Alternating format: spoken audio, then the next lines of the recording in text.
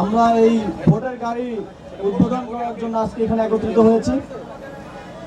আমরা আমাদের এই ভোটের গাড়ির মূল উদ্দেশ্য হচ্ছে গণভোট বিষয়ক সচেতনতা তৈরি করা। আপনারা ইতিমধ্যেই দেখেছেন যে পতিত ফ্যাসিস্ট আওয়ামী লীগ জুলাই গণঅভ্যুত্থানের মধ্য দিয়ে প্রাপ্ত যেই সংস্কারের প্ল্যাটফর্ম, সেই সংস্কারকে নষ্ট করার জন্য না ভোটের প্রচারণা শুরু করেছে।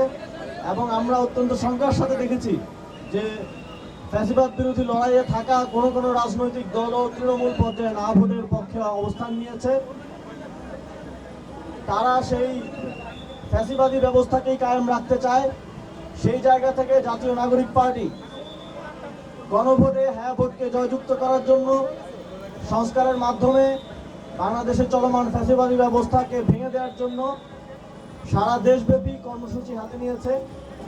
তারই একটি অংশ হিসেবে আমাদের এই ভোটের গাড়ি আজকে আমরা উদ্বোধন করছি।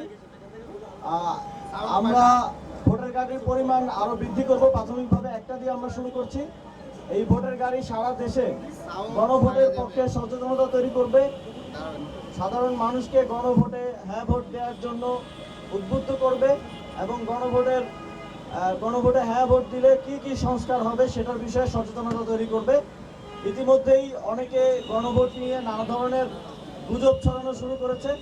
সে বিষয়ে আমরা মনে করি সারা দেশে সচেতনতা তৈরি করা প্রয়োজন এবং মানুষ যেন স্বতঃস্ফূর্তভাবে হ্যাঁ ভোট দিতে কেন্দ্রে আসে নির্বাচনের দিন 12ই ফেব্রুয়ারি, সেটা নিশ্চিত করা গণঅভ্যুত্থানের অন্যতম শক্তিশালী প্ল্যাটফর্ম হিসেবে জাতীয় নাগরিক পার্টি সেটা নিশ্চিত করার জন্য জাতীয় নাগরিক পার্টির সর্বস্তরের নেতাকর্মীরা, প্রার্থীরা কাজ করবে এবং একই সাথে আমাদের এই গণভোটের গাড়ি সারা দেশে তার কার্যক্রম পরিচালনা করবে।